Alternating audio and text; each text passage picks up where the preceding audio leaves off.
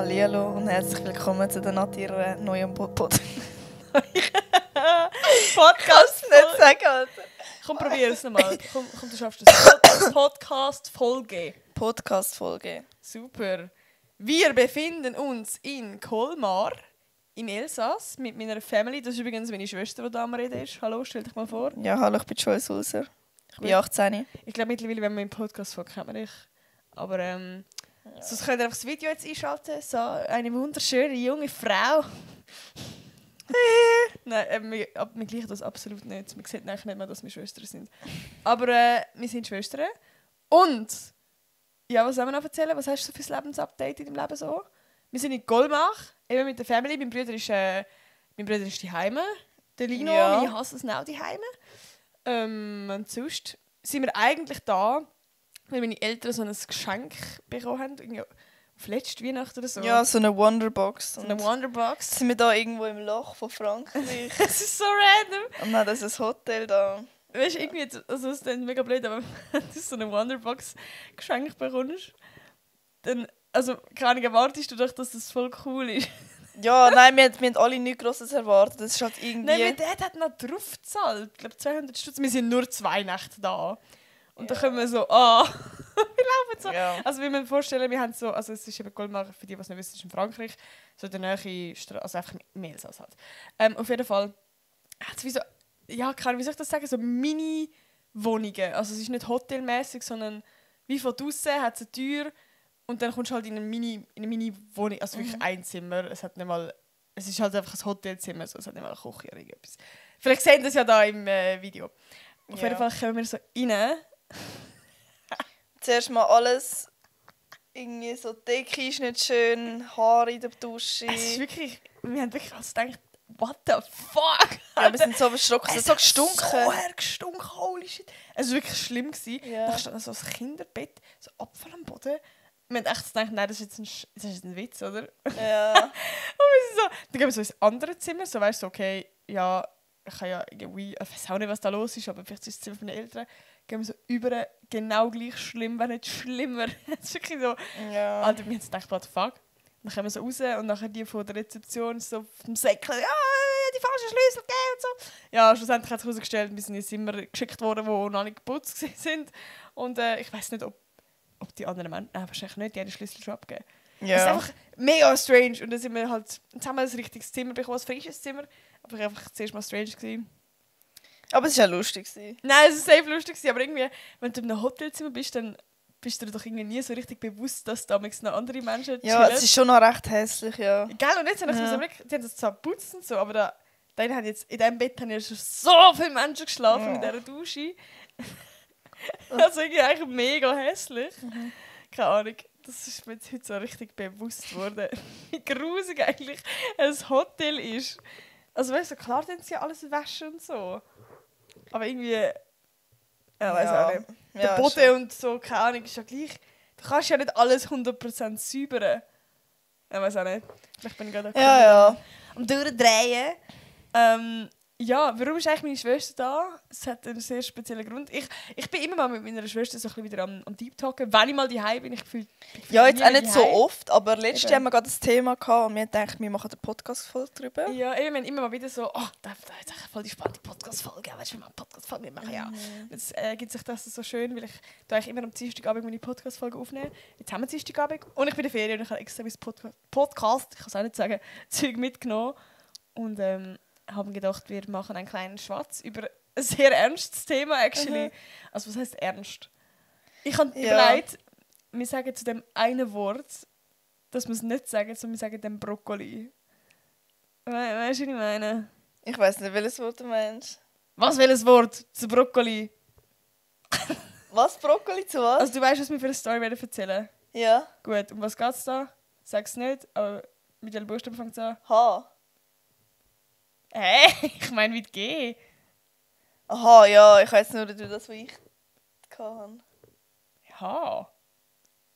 Aha. Genau. Okay. Ich weiß einfach gar nicht, wie das im Podcast so läuft. Vielleicht kann man es auch easy sagen, weil das Wort mit G, ja, kann ja auch einfach Gras sein, halt. Weißt du, von der Wiese. Aber Ja, ich weiss nicht, wie in dieser kompliziert. Podcast-Folge einfach Brokkoli, weil ich nicht weiss genau, wie das läuft. Und Leute, die vielleicht noch zu jung sind, auch dann einfach denken, dass wir von der Brokkoli reden. Nein, keine Ahnung. Aber das Wort ist schon recht anstrengend, weißt du, zum immer wieder, weißt du, wenn man voll drin ist, zum noch ein anderes Wort zu sagen. Ja, keine Ahnung. Aber also ja, es wird auf jeden Fall eine Podcast-Folge. Ich habe mir schon zuerst überlegt, ob ich die Podcast-Folge machen will, weil es ist es ist so ein bisschen ein schwieriges Thema. Die Meinungen sind sehr gespalten, die Erfahrungen sind auch sehr gespalten. Und wir haben gedacht, wir wollen den Fokus wirklich in dieser Podcast-Folge einfach nur darauf legen, was wir für Erfahrungen damit gemacht haben, was unsere Meinung ist, also das ist wirklich so unsere persönliche Erfahrung, was ihr für eine Erfahrung macht oder ob ihr eine macht, das können wir nicht beeinflussen in dem Sinn. Ja, das ist Also- euch überlassen. Genau, aber voll. Genau, es geht da wie um einen Erfahrungsbericht von uns. Und genau. Genau, wir haben 2 krasse Stories für euch. Es ist actually, irgendwie, ich habe das von dir eben gar nicht gewusst. Du hast mir das erst letztes Jahr Ja, erzählt. also. Und ich bin so gesagt, was hast du da erlebt? Also keine Ahnung, ich habe das voll nicht gewusst, weil ich kann es ich kenne sonst niemanden, der wirklich so einen Badtrip erlebt hat wie ich. Also haben wir schon vorweggenommen, wir haben beide einen Badtrip gehabt, sozusagen. Und dann erzählt sie mir so, oh mein Gott, ich kann so relate, ich habe das auch genau Ja, und so crazy schlimm gefunden und keine Ahnung. Und irgendwie, keine Ahnung, habe ich gedacht, es wäre irgendwie noch spannend, um euch das mal zu erzählen. Wie fangen wir jetzt an? ich weiß gerade nicht, sollten wir so, weißt du, so gegenseitig mit der Story. Ich fange an, du fängst an. Und dann geht es so weiter, oder jemand fängt mit der Story an. Ich weiß gerade wäre nicht. jemand, oder das ist wahrscheinlich so zu... Ich weiß es nicht. Das Ding ist, eigentlich wäre es schlauer gewesen, hätten wir gar nicht über das geredet und erst jetzt in der Podcast-Folge. Ja, Weil eben. jetzt wissen wir halt schon ein bisschen Wir voneinander. haben recht lang über das geredet und nachher erst am Schluss haben wir gedacht, machen wir einen Podcast Ja, darüber. so stupid. Ja. Aber ich glaube, es wird gleich noch spannend, weil ich glaube, es ist jetzt ja schon wieder ein bisschen länger her. Vielleicht habe ich deine ganze Story gar nicht wieder vergessen. Ich oder? weiß es gar nicht. Weißt du, jetzt musst du so was? Jetzt musst du so extra so was Nein. und so sagen. Nee. Oh mein Gott, nein, Spaß, nein, wir tun es ja nicht fegen. Aber sollen wir so chronologisch, so wäre die erste Erfahrung. Oder vielleicht machen wir mal schnell, hast du schon mal vorher Erfahrungen damit gemacht? Hast du das schon mal irgendwie, hast du schon mal davon gehört? Hast du schon mal Friends gesehen? Hast du schon mal selber probiert? Also, ich weiß gar nicht. Also vorher habe ich es nie genommen. Und ich habe auch nie wirklich darüber nachgedacht. Also mich hat das Thema gar nicht wirklich interessiert. Und ja, ich habe irgendwie gar nicht darüber nachgedacht. Weißt, es war nicht mein Ziel, das irgendwann zu nehmen. Ja. Ja, und bei dir? Bei mir ist es irgendwie so, also ich weiss nicht, wir sind halt im Dorf aufgewachsen und das ist zum Beispiel gerade Alkohol, ist so recht, also so eine Droge, die halt so mega harmlos, weißt du, so war. So. Und dann hast du halt schon mit 14 hast du mal irgendwie einen Wodka probiert, crazy eigentlich, wenn du darüber nachdenkst, aber das ist halt im Dorf irgendwie so ein bisschen Ding irgendwie, also so bei Dorfpartys, also zumindest bei mir, ich weiß nicht, wie es bei dir war. So. Und jetzt so Brokkoli? Nein, ich weiß nicht, wie wir den nennen. Das können wir auch sagen, ist ja scheißegal. Nein, komm, wir sagen jetzt Brokkoli, ich finde es echt noch lustig. Meinst du? Ja, Also, ich versuch's. Brokkoli hatte ich das erste Mal so den Berührungspunkt gehabt, wo ich in der Sek war, wo ich so gehört habe, dass es so Leute gibt von unserem Jahrgang, die das konsumieren. Aber das sind so die ganz crazy Leute gewesen, die so, weißt, so ein bisschen die Abstürze, so, wo... Ah ja, das ist halt logisch. Ja, immer die Alkohol trinken. Ja, der komplette rauchen. Absturz, oder? Und ich habe mir das gesagt, oh mein Gott, ich will das niemals probieren und ich finde das so schlimm. Und ich habe nur schon meinen Ex-Freund, wenn er irgendwie, keine Ahnung, er hat damals nie geraucht, weißt du, so ab und zu, so mit 16, 15. Und ich habe das so abtörend gefunden, ich habe das so schlimm gefunden. Und ich habe gesagt, oh mein Gott, ich küsse mich nicht. Ja, egal, auf jeden Fall bin ich so voll das gewesen. Und dann wirst du halt irgendwann so ein bisschen älter. Und es ist dann mega blöd, aber ich habe das Gefühl, in unserer Gesellschaft ist das mittlerweile auch viel mehr normalisiert. Also es ist so, wie ich sage, die zweitnormalisierte Droge. So. Ja. Also wenn du an alle anderen Sachen denkst, dann ist das schon so, oh, crazy. Also ich weiß es nicht, zumindest bei mir, in meinem Kreis so. Und ja, Brokkoli ist jetzt etwas, wo man vielleicht jeder zweit, ich weiß es gar nicht, ich will jetzt gar nicht sagen, aber so in meinem Kreis kenne ich jetzt schon ein paar, die das auch schon mal probiert haben. So. Ja, also ich kenne auch recht viel, aber keine Ahnung, wir sind beide nie irgendwie so die gewesen, die Idee hatten, das zu nehmen. Nein. Oder auch mit dem Rauchen, wir haben beide mega hässlich gefunden. Und Ja. Auch mit Alkohol habe ich recht spät, also man muss ja auch nicht, aber ich habe recht spät angefangen, Alkohol zu trinken.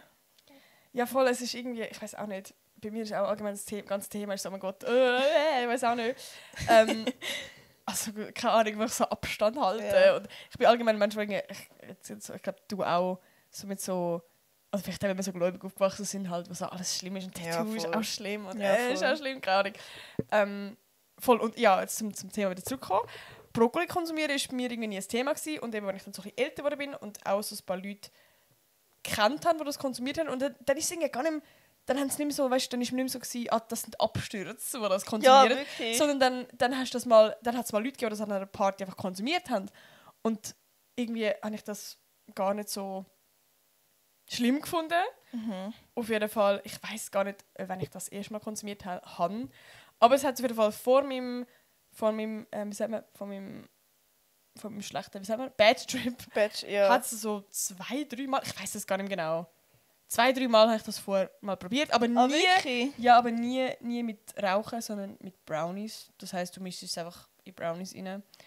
Und ich hätte es auch nie rauchen, ich kann das nicht, ich habe auch nie Wie war geraucht. das für dich? Also, dort ist es eben eigentlich, also ich habe das Gefühl, heiß nie enjoyed. Ich habe es nie nice gefunden. Also wenn ich das mit Alkohol vergleiche, ist es komplett für mich anders.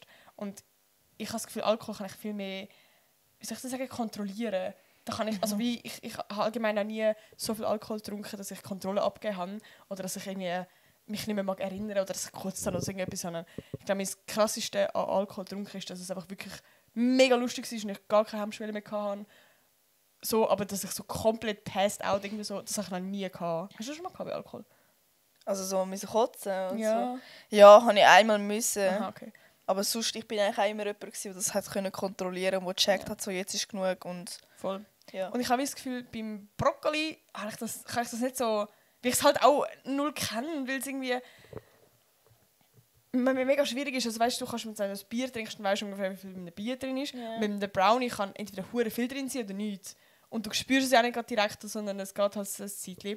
Ja, auf jeden Fall zum Heiße Brei, ich habe das, glaube ich, 2-3 Mal so probiert und ich habe das Gefühl, Heiße jetzt nicht mega nice gefunden. Wirklich nicht, weil ich einfach das Gefühl habe, ich gehe mit Kontrolle ab. Aber ich habe es jetzt auch nicht mega schlimm gefunden, sondern ich bin wirklich einfach nur an das Level gekommen von, es ist lustig. So. Es ist jetzt mega geil, aber es ist halt einfach, man kommt halt einfach so in einen lustigen Rauschzustand. So. Voll. Also bei mir ist das eher im Gegenteil, also ich habe es wirklich schlimm gefunden. Aber du hast es dort zum ersten Mal probiert, oder? Ja, also ich kann das jetzt auch nicht beurteilen, ob ich das jetzt kontrollieren kann oder nicht, aber Ja. ich habe es einmal gemacht und ich kann euch gerne die Story erzählen. Und Wollen wir schon anfangen?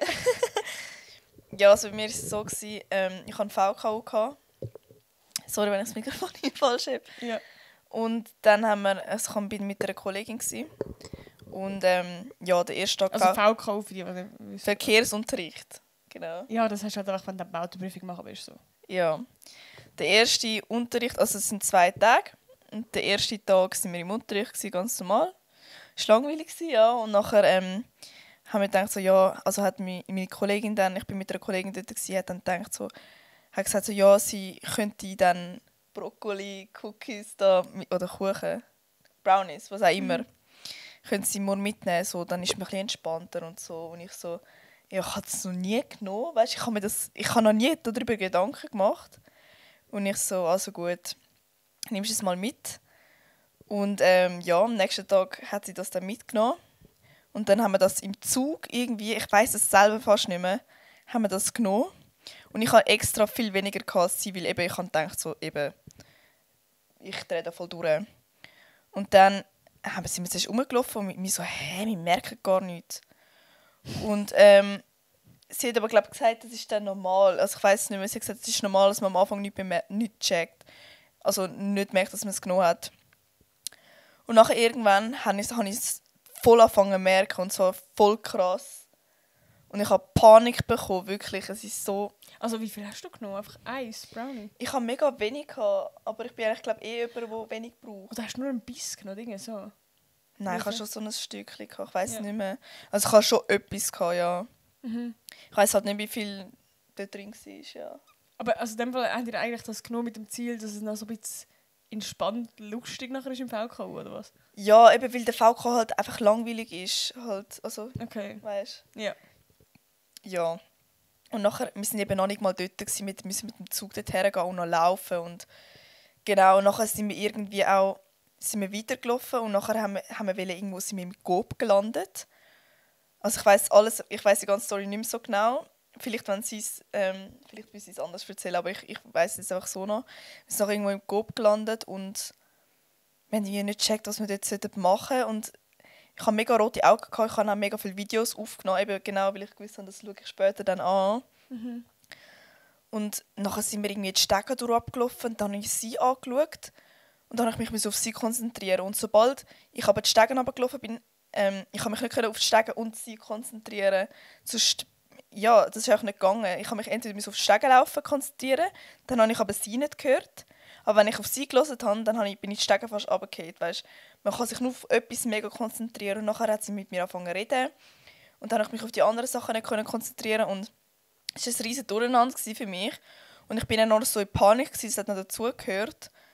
Und darum war für mich das richtig schlimm. Vor allem, ich hatte noch Panik, so, oh mein Gott, fuck, wir müssen noch im VK gehen, wir müssen um diese Zeit pünktlich dort sein. Und ich habe nicht mal richtig gecheckt, wir müssen Zeit lesen und ich habe die ganze Zeit Hilfe gebraucht. Ich bin die ganze Zeit das Handy gegangen, aber dort habe ich auch nicht richtig gecheckt. Ja, das war auf jeden Fall mega schlimm für mich. Genau, dann habe ich sie die ganze Zeit gefragt, so, ja, wann geht das endlich weg und so. Und dann hat sie so, ja, das geht gleich weg und so. Und ich weiss ganz genau, bei diesen Videos hört man die ganze Zeit, wie ich sie nachfrage, wann geht das weg, wann geht die Wirkung weg. Ja. Und sie hat sich richtig darüber aufgeregt, langsam irgendwann. Also, Aber hat sie es gleich fest gehabt wie du? Also? ich glaube, also sie hat es schon auch gehabt, aber nicht so krass wie ich. Ja. Bei mir ist es wirklich, weil ich auch so Panik habe. Also ich bin jemand, der so schnell Angst hat.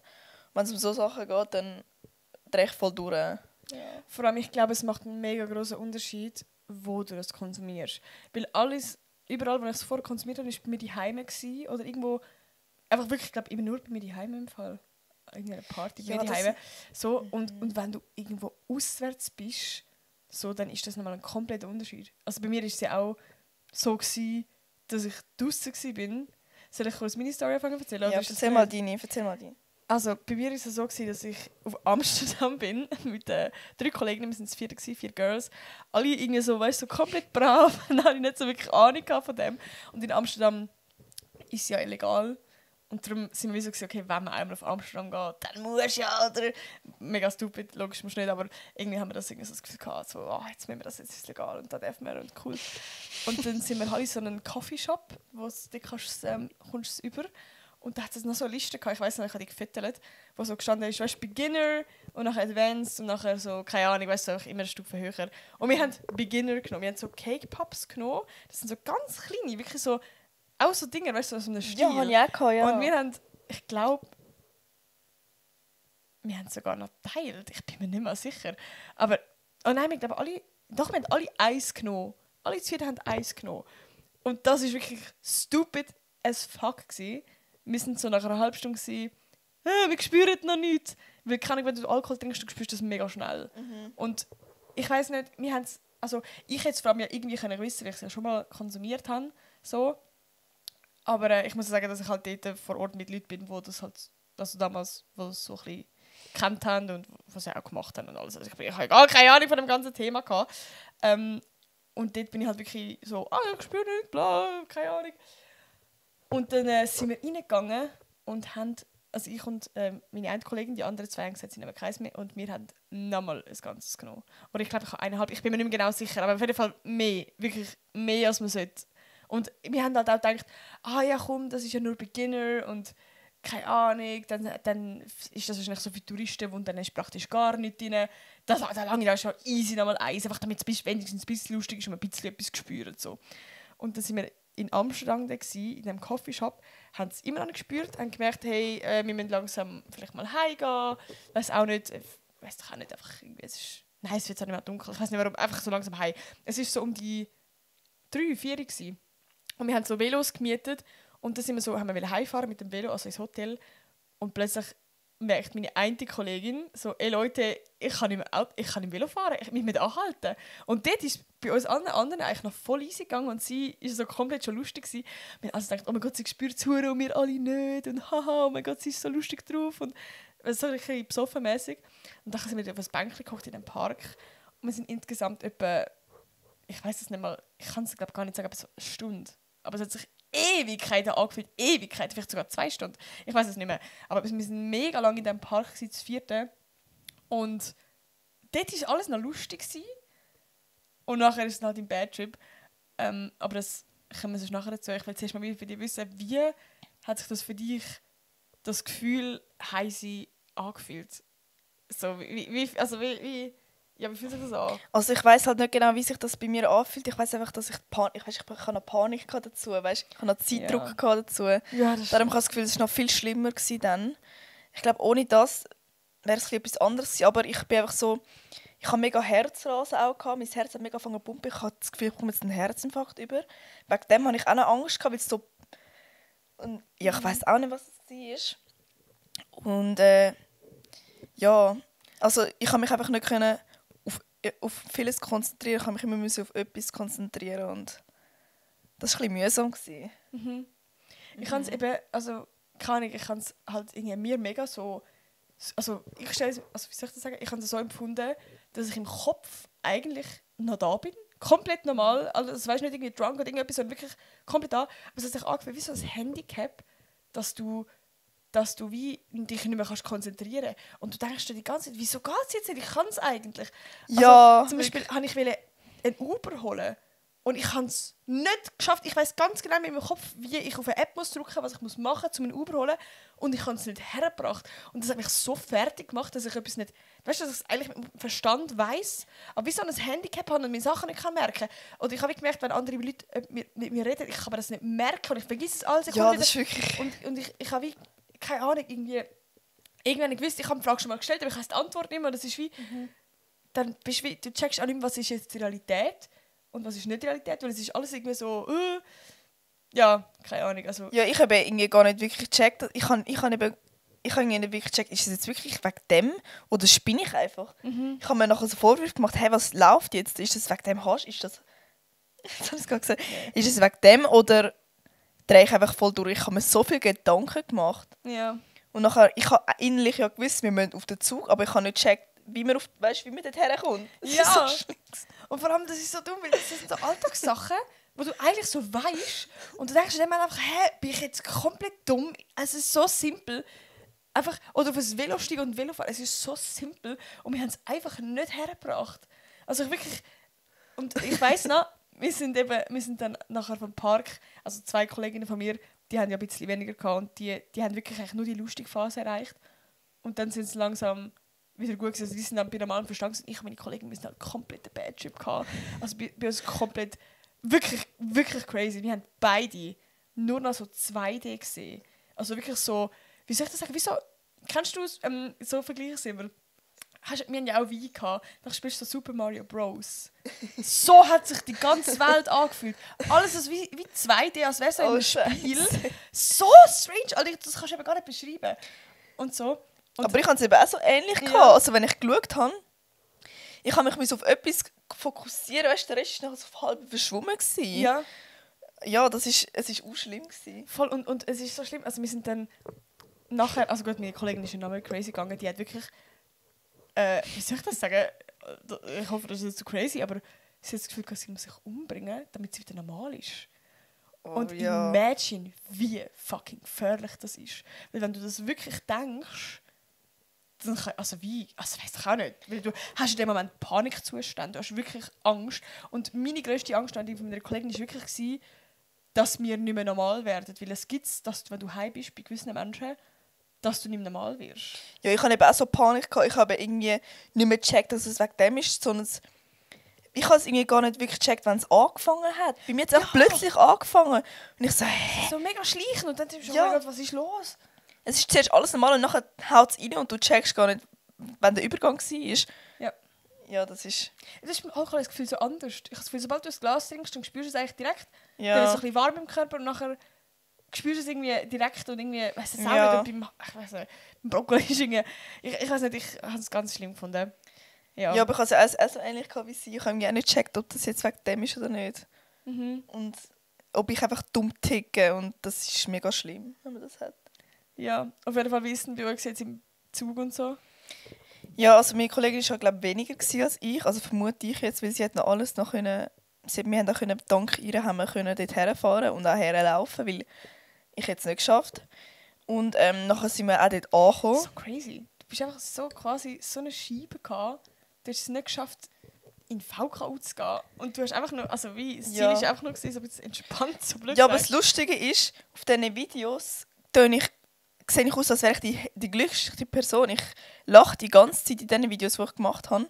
Aber innerlich weiss ich ganz genau, ich habe Panik geschoben, wie keine Ahnung was. So funny. Bei mir im Fall auch. Also ich habe das Gefühl gehabt, während ich die Videos aufgenommen habe, oh mein Gott, morgen, man sieht mir von außen so hart an, dass ich ultra high bin und ultra am Durchdrehen. Und die Videos am nächsten Tag anschaust, das sind einfach Videos, wo wir sie lustig haben, aber du checkst nicht, dass wir mega heiß sind. So. Ja. Ja, nachher eben sind wir dort hergekommen. Und nachher bin ich zuerst mal ins WC, weil ich bin einfach sehr dankbar war, dass wir ankamen. Weil ich dachte so, Scheiße, das könnte sein.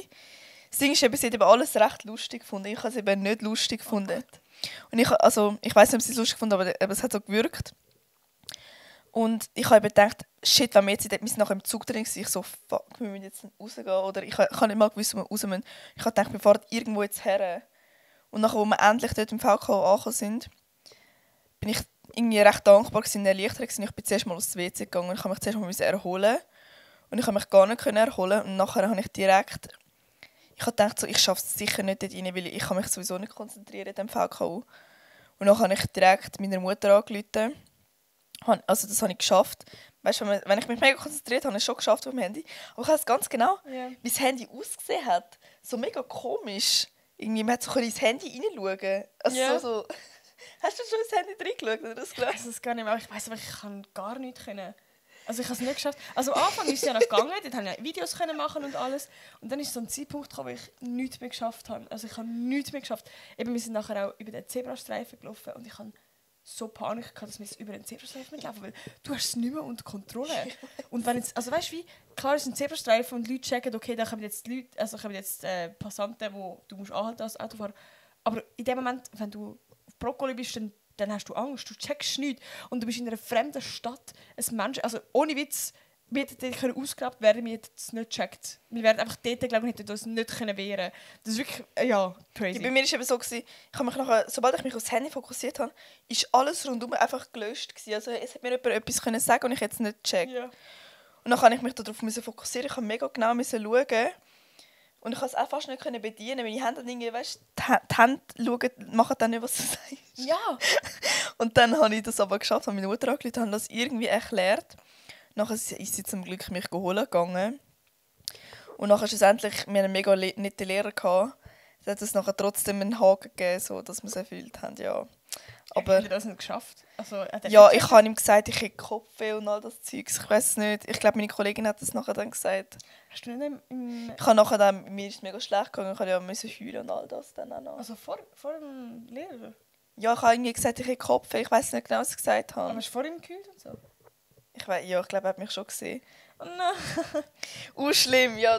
Also nachher ist es fertig. Nachher haben sie mich abgeholt und nachher bin ich geschlafen und nachher ist alles wieder gut gewesen. Ja. Ja, das war meine Story gewesen. Aber hast du wie eigentlich in dem Sinne keinen Fall gemacht? Ja, ich habe einen Tag habe ich es gemacht. Aber schon diesen Tag habe ich recht als mega unnötig. War das der zweite Tag? Genau, ja. Ach so. Wir haben den ersten Tag langweilig gefunden. Aha, okay. Darum haben wir das ja nachher gedacht. Ja. Ja, Okay. und ich habe gedacht, es wird so ähnlich sein wie Alkohol. Man wird auch so ein bisschen lustig, weißt du? Ja, voll. Weil bei Alkohol, wenn ich Alkohol trinke, dann bin ich mega lustig, entspannt, alles ist gut. Ich habe gedacht, es wird so ähnlich wie so, aber ja. Ich glaube, das müssen wir wirklich machen, wenn man mit vertrauten Leuten zusammen ist und in einem Raum und sich safe fühlt. Dann Ja, und jetzt gerade bei dir auch nicht Dinge noch etwas machen muss nachher. ja, das ist Das ist dumm. Ja, oh mein Gott. Ja. Ja, nein, also keine Ahnung. Ich glaube, bei dir war es eben noch ein bisschen weniger schlimmer, weil ich weiss nicht, du hast deine Kollegin ja recht gut gekannt und ich nicht so Es geht im Stress Fall. gehabt. Ja, stimmt. Das Ich kann sie dort, also jetzt mittlerweile kenne ich es gut, aber damals, das ist das ist im Fall, glaube ich, die erste Ferien, nein, doch, wirklich die erste richtige Ferien, die wir zusammen gemacht haben. Das sind Leute vom Gymi. Und im Gymi bin ich noch nicht wirklich mit denen befreundet gewesen. Und das war irgendwann im September gewesen. Und im Juni sind wir fertig mit der Schule. Und ich habe die nachher so 3-4 Mal, ich weiß es gar nicht, aber wir sind auf jeden Fall gar nicht close gewesen eigentlich. Also ich habe die nicht wirklich mega gut gekannt. Also vielleicht die eine so ein bisschen besser, aber die anderen 2 habe ich vielleicht eben so 3-4 Mal gesehen. So, also gesehen in der Schule sonst natürlich schon, aber so privat. Keine Ahnung, also wirklich irgendwie... Ich habe es auch nicht wirklich mega gut gekannt. Voll. Ja, voll. Und also meine Kollegen, die ich dort mitgenommen habe, habe ich auch nicht so gut gekannt. Darum, ja. Ja, das macht, glaube ich, schon viel. Das macht schon viel aus. Also ich kann schon sehr gut mit ihr. Aber ja, am besten ist, wenn man das nicht macht, wenn man im VK muss gehen, ja. Oh mein Gott. Aber so in dem Fall ist bei dir, wie, wo du heimgegangen bist, was hat eigentlich die Mami dazu gesagt? Ja, also ich glaube, es ist nicht das Beste. Nein, es ist wirklich nicht gut, aber es ist auch nicht so etwas, wo du mega jetzt hure Drama daraus machst. Also mir ist es ja mega schlecht gegangen. Darum, ich glaube, sie hat gut reagiert, sie hat es nicht noch schlimmer gemacht. Ja, ich glaube, das würde dann auch noch schlimm sein, wenn dann die Mami in dem Moment ja, also es ist wirklich... Du kannst es eh nicht kontrollieren, oder? Also es wäre jetzt mega scheiße gewesen, hätten wir jetzt nochmal im VK gehen und nochmal alles zahlen. Ich bin sehr froh, weil ich glaube, dann hätte sie ein bisschen anders reagiert. Ja, okay, das ja. ist oh. Ja. Ja, nein, eben bei mir war es ja so gewesen, eben, dass wir halt die ganze Zeit in diesem Park waren. Und dort war es auch wirklich noch lustig. Ich habe mega viele Videos noch und keine Ahnung, wir haben die ganze Zeit auf Fressen getagt, wir hatten so gottlos Hunger gehabt und alles. Und dann, ja, auf jeden Fall sind wir dann wir haben ja das Velo dort abgestellt und dann haben wir gesagt, Leute, wir müssen jetzt heimgehen. Also haben die das Velo gemietet gehabt, oder ja, voll. Und dann haben das am nächsten Tag wieder so geholt? Ja, das kommt jetzt eben. Also wir sind dann, wir sind irgendwo gewesen, weißt du, wir hätten weit fahren. Und zum Glück gibt es ja Uber, also wie ich jetzt eh nicht geschafft, wir haben ja Uber bestellen. Also der Plan war, dass wir die Velos irgendwo abschliessen und dann ein Uber holen. Und eben, ich habe das dort probiert, ich habe es nicht mehr geschafft. Lustigerweise, ich habe es geschafft, den Standort von dort in Gruppenchats zu schicken und Bilder von außen zu machen, wo wir sind, weil sonst würden wir die Velos nie mehr finden. Das habe ich irgendwie geschafft. Hure lustig. Ja, auf jeden Fall haben die anderen 2, die nicht so mega komplett weg sind wie jetzt ich und meine Kollegin, die haben es dann geschafft, nur zu holen, dann sind wir heimgegangen. Und es ist ja mega funny, es hat sich angefühlt die ganze Zeit. Du fühlst dich wirklich, als würdest du in so einen Tunnel schauen. Also irgendwie so, als wäre um dich herum dunkel. Eben, das finde ich auch so schlimm. Das war ja bei mir beim Handy so. Dann schaue ich so komisch ins Handy rein, als wäre es so ein Tunnel, weißt du, durchs Handy durch. Ja, und wir haben aber die ganze Zeit das Gefühl, es ist dunkel. Also am nächsten Tag, ich habe gemeint, es war Nacht, aber bis ich die Videos gesehen habe, ich so, oh mein Gott, es war hell, als wir heimgekommen sind. Und das war so strange, als wir es gesehen haben. Ja, und wir haben es dann geschafft, einen Uber zu holen. Und dort ist gerade meine Kollegin wirklich ganz, ganz schlimm im Auto. Also sie hat so fest meine Hand gehabt und wir haben beide richtig, richtig Angst gehabt. Also ich weiss noch, das war für mich wirklich so eine Angst von... Alter, du wirst nie mehr normal sein. Und du hast irgendwie bei Alkohol hast du das Gefühl, du trinkst Wasser und dann geht es dir irgendwie besser. Oder wie gesagt, du könntest kotzen und es geht dir besser. Und du weißt nicht, was du machen dagegen. Und wir haben dann auch gegoogelt und dann eben sind nur so Sachen gekommen, wie es kann sein, dass man das für immer hat. Und so richtig, du kommst so Panik über. Und du weißt nicht, oh mein Gott, dann geht es endlich weg. Und ich kann das auch wie du gehabt. Die ganze Zeit, Leute, was können machen, es ist gar nicht, wirklich nicht mehr geil. Ich will nicht mehr, ich weiss. Ich muss das loswerden. Und wie kann ich das? Und das ist so schlimm gewesen, dass du nicht weißt, dass du weißt, es gibt nicht einfach einen Knopf, wo du es abstellen kannst. Das habe ich so schlimm gefunden. Ja, ich habe es aber zum Glück nachher noch geschafft. Ich habe ganz komische Sachen gegoogelt. Also ich habe nachher angefangen zu googlen. Nachher sind eben noch schlimmer. Ich habe nachher so eingegeben, warum das Herz so schnell schlägt. Oh Gott, oh Gott. Und nachher ist eben so es ist irgendein Bullshit mit Herzstillstand. Oh mein Gott. Und ich habe dann noch mehr Panik geschoben. Ich so, shit, was passiert jetzt gerade? Und ich habe dann nachher noch eingegeben, eben wie lange das braucht, weißt, wie lange man so Brokkoli hat und so. Und ich weiss nicht, es ist irgendwie ganz, gestanden, so mega lang und ich so, Scheiße, ich halte das nicht so. Aber ich habe nachher schon... Es ist viel länger als du denkst, das ist da so crazy. Aber ich habe nachher schon gecheckt, nach einer Zeit dann gecheckt, es ist wegen dem. Es ist nicht einfach vielleicht dumm ticken. Nachher habe ich schon gecheckt, habe ich mich schon ein bisschen beruhigt, weil ich habe gewusst, irgendwann geht es dann vorbei. Ich habe nicht gedacht, es geht jetzt ewig, so wie ihr. Ja, eben, das ist, also zuerst ist es so einfach lustig, so, es ist dann langsam wieder weg und dann kommt es eben so, dann kickt der Zweite. Und der hat halt wirklich, der ist einfach eins zu viel gewesen. Ich glaube, hätte man auch noch einen genommen, dann wäre es wirklich vielleicht auch lustig geblieben. Aber der Zweite ist einfach eins zu viel gewesen. Und ich weiss einfach noch, es hat so, also eigentlich im Nachhinein ist es halt funny, die Story, aber in dem Moment war es wirklich ganz, ganz schlimm gewesen. Wir sind dann heimgekommen und ich habe eine Aufnahme und also meine eine Kollegin, die ist wirklich, ich mache einfach jetzt noch, sie ist so im Film gewesen, sie hat die ganze Zeit nur, wenn du über sie gefragt hast, ja, jetzt müssen wir das machen, jetzt laufen wir da rein, jetzt gehen wir in den Raum, jetzt machen wir das. Sie hat wirklich sich selber müssen erklären, was wir jetzt machen. Also ihr ist, glaube ich, noch viel schlimmer gegangen als mir. Oder ich will gar nicht wissen, wie das für sie war, weil für mich war es schon richtig, richtig schlimm gewesen. Und ich kann da jetzt noch, also wenn sie jetzt noch, ich normal mit ihr chillen, logischerweise nüchtern, dann tut sie so und so, ja. Und dann gibt es mir immer so einen Flashback. Damals, weil ich habe das, ja, so wahrgenommen.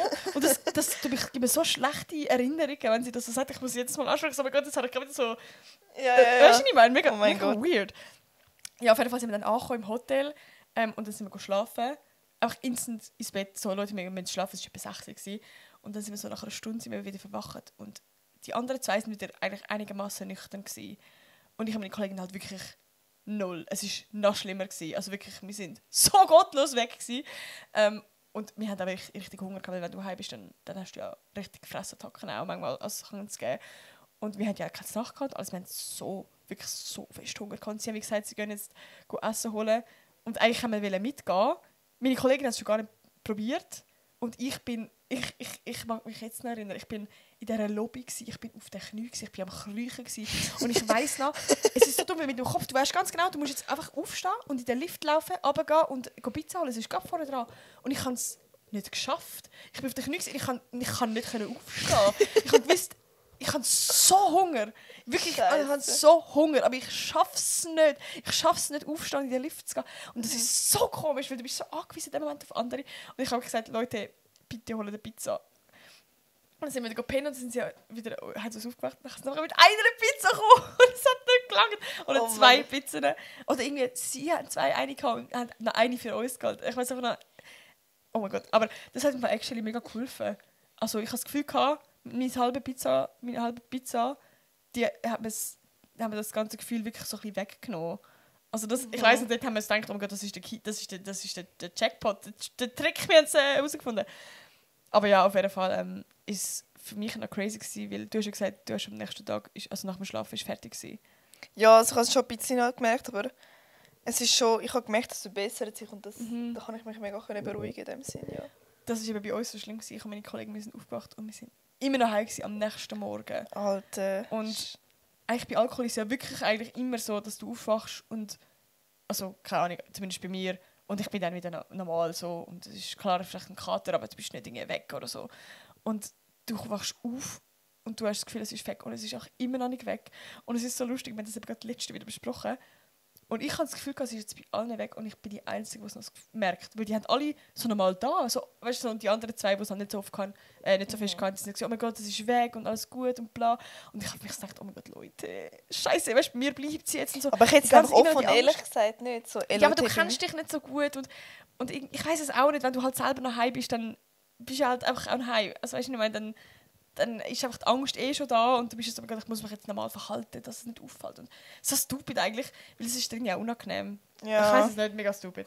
Und wir müssen einfach dort noch essen und ich habe es gerade mit einer Kollegin letztes Jahr besprochen und wir haben herausgefunden, also dass wir es herausgefunden haben, schon länger her, dass sie in dem Moment am nächsten Morgen auch noch voll heim war. Und sie auch so müssen hat tun. Also es ist wirklich erst nach eigentlich 48 Stunden komplett weg gewesen.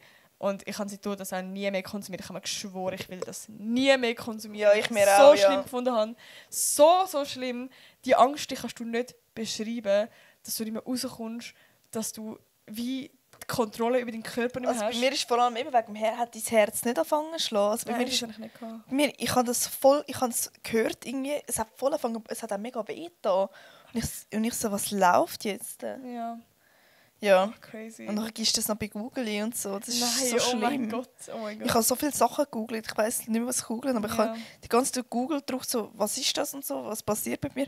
Weil ich habe nicht gewusst, was das ist. Ich habe nicht gewusst, was mit meinem Körper passiert. Ich habe mich gar nicht darauf vorbereitet. Voll. Ja. Für mich finde ich es bei dir krass, wirklich, dass du ja eigentlich eben dich gar nicht kennt hast und einfach denkst, ja komm, wir probieren mal. Und dann, weißt du, ich meine, dann ist es so krass. Also, und ich stelle es mir wirklich schlimm vor, wenn du in der ÖV bist. Also du hast ja irgendwie auch alleine heimfahren, oder? Oder ist sie auch mit heimgekommen? Nein, eben, die Mami hat mich dann abgeholt. Aber sie hat den VKU weitergemacht. Oh, ich weiss es nicht mehr. Ich weiss es nicht mehr im Fall. Ja. Weiss ich echt nicht mehr. Nein, sie haben nur mich mitgenommen. Krass, oh mein Gott. Also nein, sie ist schon nicht im VK. Er hat schon für uns beide, aber wie sie nachher reinkommt, weiss ich nicht mehr. Ja. Beide Kopfweh. Ich glaube, sie hat nachher normal heimgehen, vielleicht mit dem Zug, ja. Aber ich habe nichts mehr geschafft. Nein, eben, du schaffst es eben nicht mehr. Du weißt es, was du müsstest machen. Du müsstest auf die SP-App schauen, was Verbindungen sind und dann einfach in die Züge. Aber du kannst es nicht. Ja, dein Kopf funktioniert einfach nicht. Ja. Und du kannst nur etwas machen. Also ich kann nur etwas... Wenn ich hätte noch jetzt, wenn ich mit dir jetzt da rede, hätte ich noch dir zuhören können. Und das hätte ich zum Beispiel jetzt auch fallen lassen oder so. Weißt du, was ich meine? Das Mikrofon, ja. Ja, das war ganz schlimm. Voll. Ja. Und eben, es ist... Ja, ich weiß nicht, also ich habe das Gefühl einfach ganz, ganz ungeil gefunden. Wirklich. So. Darum habe ich geschworen, nie mehr. Eben vielleicht in einem ruhigen Raum oder so. Ja. Aber... Ja. Also eben, also wie... Ich glaube, bei mir ist wie, dass ich so das mit so schlechten Erfahrungen assoziiert, dass ich wie gar nicht mehr Interesse habe, das nochmal probieren. Ja, ich glaube, jeder hat mal irgendwie das Gefühl, man muss es mal probieren, weißt du? Vor allem im Alkohol ist das voll das Ding, eigentlich, dass es voll normalisiert ist. Das ist schon crazy. Ja. Findest du so, jeder muss es probieren, oder? Nein, gar nicht. Sowieso nicht. Nein. Aber wie... Ich habe das Gefühl, wenn man es will konsumieren, dann eben erstens die Heime mit Leuten, die man kennt, die sich auskennen, dass du dich selber informierst, wie viel, was, wie, wo, keine Ahnung, einfach so, dass es nicht zu einem Panikmoment kommt, dass du keine Termine mehr hast an dem Tag, dass es einfach in einer Situation ist, wo du dich wohlfühlst. So. Ja, und dann den nächsten Tag. Ja, das auch dann, also wie, keine Ahnung, ich glaube, dann würde es vielleicht gehen und alles andere, wo es so Stress und so gibt und so, das macht einfach, also bei uns zumindest, hat es richtig zu Angstzuständen geführt. So. Und bei mir ist wie allgemein, dass ich echt ja, das ist wirklich Gefühl ganz schlimm. Ich wirklich nicht gerne habe, dass ich das gar nicht nice finde. Es gibt ja Leute, die zum Beispiel Alkohol trinken, weil sie das nice finden, zum wie sagt man, Dings abgeben, Kontrolle abgeben. Und ich kann das eben gar nicht gerne. Beim Alkohol habe ich das nicht gerne. So, darum, ja. Genau. Aber würdest jetzt, es ist ja immer so ein bisschen die Frage, jetzt Brokkoli legalisieren. Hast du schon mal Gedanken gemacht? Ja, ich habe immer noch nicht so viel Erfahrung mit dem. Ich weiss, dass ich es einmal genommen habe und dass ich es wahrscheinlich nicht mehr wird nehmen, also nicht vorhaben. Und ich weiss einfach so, wenn das jetzt legalisiert wird, dann nehmen es wahrscheinlich auch Jüngere. Und auch jetzt mega viele Junge, die viel jünger sind als ich, vapen schon oder rauchen. So. Aber wieso Jüngere? Dann ist es ja wie eigentlich legal. Gut, ja, beim Alkohol nehmen sie ja Jüngere. Aber ich meine, wie... Dann ist es ja also wahrscheinlich auch 18 oder so wird es dann verkauft. Und so ja, eben. Ist ja alles illegal und alles hindurch, dass du halt... Eben, aber ich kenne mich mit Jüngeren aus. Ich habe viele Kollegen, die jünger sind und die machen es halt immer so, dass fragen sie mich, ja, kaufst du das? Und dann... Ja, also es macht... Ja, also ich habe das Gefühl, es fangen dann viel schon jünger an und darum weiss ich nicht, ob ich das gut fände. Was meinst du? Ich bin am Anfang mega gewesen, oh mein Gott, also gerade weil ich das konsumiert habe. Also weil ich den Bad Trip hatte, oh mein Gott, also wenn das legalisiert werden, das wäre crazy, weil das ist so eine kranke Droge eigentlich, so gesagt. Und darum habe ich wie in dem Moment, wo ich gerade die Erfahrung gemacht habe, so einen mega klaren Unterschied gesehen, von, dass Alkohol wie gesagt, nicht so schlimm ist wie das. Aber es ist natürlich mega relativ so, es gibt mega viele, die viel bessere Erfahrungen machen mit dem und mit Alkohol. Ja, das stimmt, so. ja. Aber wie, keine Ahnung, bin zuerst mega auch gewesen, oh mein Gott, nein, das wäre voll stupid. Und ich bin auch heute noch der Meinung, dass es eigentlich scheiße wäre, wenn es natürlich mehr Leute gibt, die das konsumieren, weil es halt einfach gefährlich kann sein. Bei jeder Droge, scheißegal was es ist, auch Alkohol, wie gesagt. Aber ich habe das Gefühl, es wäre gleich für die Gesellschaft ein positiver Effekt, wenn es wieder legalisiert werden, weil du erstens mal das Gras, das Brokkoli, sorry, dass das dann, wie sagt man, gute Brokkoli ist. Also jetzt wird ja alles unter der Hand von Dealer dealt und so selber abpflanzt. Es hat niemand unter Kontrolle. Was ist das? Ist das gesund? Also es gibt ja gewisse Leute, ich weiß es nicht, ich kenne mich nicht so gut aus, aber dass man so mit Haarspray, dass es noch ein bisschen stärker hittet und so, aber es ist auch mega giftig. Ich weiß ich auch nicht. Aber wie es ist nicht kontrolliert von niemandem, der wirklich fachlich Ahnung hat, so mäßig. Und es ist halt alles unter der Hand und es... Ja. Und was auch noch ist, dass wenn du zum Beispiel jetzt Alkohol nimmst, dann ist die Chance sehr klein, dass du nochmal eine andere Droge ausprobierst. Und wenn du Gras nimmst, dann ist die Chance grösser, dass du, wenn du Gras mal probiert hast, dass du vielleicht noch etwas anderes ausprobierst. Aber das ist ja vor allem der Grund, weil du schon in dem wie sagen wir, nicht legalen Circle bist. Also wenn jetzt du einen Dealer hast und du gehst zu dem und brauchst Gras, dann kommt er vielleicht, ey, willst du aber noch das probieren? Ich kann dir mal das geben. Das ist einfach mega geil, das macht noch das und das und das. Und du bist wie, du setzt das dann viel mehr... Ja, das stimmt. Ja, ich weiss, was du meinst. Und sobald es, wie jetzt blöd gesagt, Alkohol öffentlich in Shops kaufbar ist, du hast nur schon ein Alter, ab dann und dann kannst du es erst kaufen, dann ist es viel mehr kontrolliert und du bist auch nicht in diesen Circles, in diesen illegalen Circles, oder wie sagen wir das, in diesen Circles halt. Ja, ich habe eigentlich das Gefühl, so, wenn es jetzt legalisiert wird, ja. dann am Anfang werden so viel das konsumieren und vielleicht dann später wird das nicht mehr so etwas Spezielles sein. Vielleicht. Also mir ist vor allem das so der grösste, das grösste, beste Argument, das mich überzeugt hat von, okay, wenn das legalisiert ist, dann ist man nicht mehr in diesen Kreisen und dann ist die Chance einfach kleiner, dass man etwas anderes konsumiert. Weil ich habe das Gefühl, es ist recht in der Gesellschaft das Ding von, ja, wenn man das konsumiert, also Brokkoli, dann konsumiert man auch anderes. Und das ist ja jetzt auch vielleicht sogar der Fall. Also die Chance ist da, dass viele, die das eine schon mal konsumiert haben, den Brokkoli, dass vielleicht noch andere, schlimmere, also krassere Sachen konsumieren. So.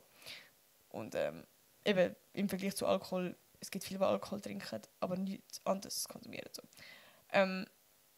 Aber allgemein natürlich sollte es nicht so normalisiert werden wie Alkohol. Ich finde, Alkohol ist viel zu krass normalisiert. Ja, wirklich. Das ist schon crazy. Aber eigentlich. das Rauch und Vape und so. Ja, beides. Ja, Genau. Shisha, eigentlich alles so. Es ist ja normal, dass man am Weihnachtsessen mal ein Glas Wein trinkt und mal dort und mal dort. Und das ist schon crazy, das war mir letztens überlegt. Das ist einfach überall, also wie, keine Ahnung, es geht so schnell. Oder jetzt in der Weihnachtszeit, willst du Glühwein mit allen haben oder ich weiß es nicht, es geht mega schnell. Oder aber das Fest willst du ja auch anstoßen. Und irgendwie überall ist das so fest integriert. Es ist eher komisch, wenn du es dann eben nicht machst. Ja, also komisch, einfach so. Also von der Gesellschaft. Ja, voll. Ja. Aber ich finde es eigentlich mega spannend, mal wirklich einen Monat lang gar nicht Alkohol zu konsumieren. Also ich und meine Kolleginnen haben jetzt bewusst so nicht mehr, also wir haben früher schon ein bisschen öfters Alkohol getrunken, also nicht besoffen, aber jetzt haben wir so auch wirklich so uns vorgenommen, jetzt einfach nicht mehr so viel nehmen und auch extra auslassen, weißt du? Ja. Aber es ist eben so blöd, weil eben, es ist so gesellschaftlich, also wie, wenn du in den Ausgang gehst, dann gehört es ja so fest dazu, dass es gerade, also ich bin auch schon ein paar Mal, mehr, keine 5, 6 Mal an eine Party gegangen, jetzt gerade bei mir im Dorf, wo es halt anschliessend ist mit ÖV, dann halt mit dem Auto gegangen, weil halt einfach simpler. Und sonst bin ich auch mal einfach gegangen, weil ich nicht so Lust hatte, Alkohol zu trinken oder weil am nächsten Morgen noch etwas machen musst oder irgendwie so. Und es ist wirklich immer das Erste, oh mein Gott, bist du im Auto da? Und nein, und keine Ahnung. Irgendwie. Und es hat einfach so gegeben, nein, ich habe einfach keine Lust zum Trinken. Ja. Ach komm, nimm doch etwas, nein. Ja, es geht halt so schnell. Es geht so schnell. Voll. Aber ja. Genau, ich weiß gar nicht, was das Thema Alkohol... Ja, es macht irgendwie schon Sinn. So. Aber ich sehe auf jeden Fall gleich noch einen recht grossen Unterschied. Aber ja, ich kann ja gerne mal eure Meinung in die Kommentare schreiben, das würde mich mega wundern. Oder vielleicht eure Erfahrung. So. Ja, wenn ihr mal Erfahrung gemacht habt mit dem. Ja, vielleicht habt ihr auch positive Erfahrung gemacht. I don't know. Eben, wie gesagt, das ist nur unsere Meinung von der Ja, wir haben auch einen Badtrip gehabt, ja. Genau, und unsere Erfahrung vor allem. Und es kann eben gut sein, dass es Leute gibt, die gute Erfahrungen machen. Ich würde jetzt, meine Meinung ist, das ist etwas, was man nicht muss ausprobieren muss und wo man auch nicht ausprobieren sollte. Ja, weil wirklich. Ich einfach das erstens nicht nice finde und zweitens ich habe das Gefühl, es ist ja easy gefährlich. Voll. Und ich will, dass das niemand muss erleben muss, was wir erlebt haben. Darum es ist wie halt irgendwie verantwortlich. Und es ist halt literally auch einfach, gerade wenn du es in der Schweiz konsumierst, ist halt schwierige Sache, so wie es halt nicht legal ist. Ja, und wenn du eben willst konsumieren, dann eben, wie gesagt, in einem ruhigen Raum oder voll informieren. Also, aber eben, es muss nicht sein. Passt auf, Leute, auf euch auf. Wirklich nicht, ja.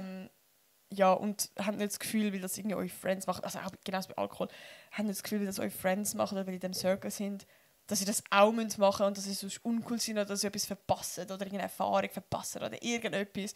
So, genau, also das machen sie vor allem nicht, weil es das Gefühl hat, man muss es machen oder das ist cool oder irgendwie so etwas. So. Ich bin allgemein der Meinung, ich würde das niemandem anraten, das ausprobieren oder mal machen. Ich wirklich, ja, genau. Aber wie gesagt, ich bin sehr gespannt auf eure Reaction unter dem Video. Ja. Ja, ich hoffe, es hat euch gefallen. Es war interessant. Ja, ich weiß gar nicht, wie lange wir jetzt geredet haben. Ich weiß auch nicht. Vielleicht ist im Fall die nächste Podcast-Folge genau mit einem Gast, mit einer Gästin. Und zwar mit jemandem, der noch nie da auf meinem Podcast war. Auf meinem Podcast-Kanal. Jemand, der auch einen Podcast hat auf Schweizerdeutsch, sehr frisch angefangen hat. Und die Person fängt mit L an. Ich kann ja mal in den Kommentaren raten, wer es ist. Ich hoffe, es ist die nächste Podcast-Folge und sonst die übernächste. Aber genau, dann wünsche ich euch einen wunderschönen Tag oder eine gute Nacht. Und wir habt's gut. Schön bist du da gewesen, Joel. Hast du mitgemacht und hast dich so geöffnet und deine Story erzählt. Ich glaube, das ist sehr nice. Ja, ich hoffe, es hat euch geholfen. Ja, vielleicht, weiß auch nicht. Ja, weiß auch nicht. Ja, vielleicht hat es absolut abgeschnitten, aber ist ja gut. Gut, also ich würde sagen, wir hören uns nächste Woche wieder. Ja. Tschüss.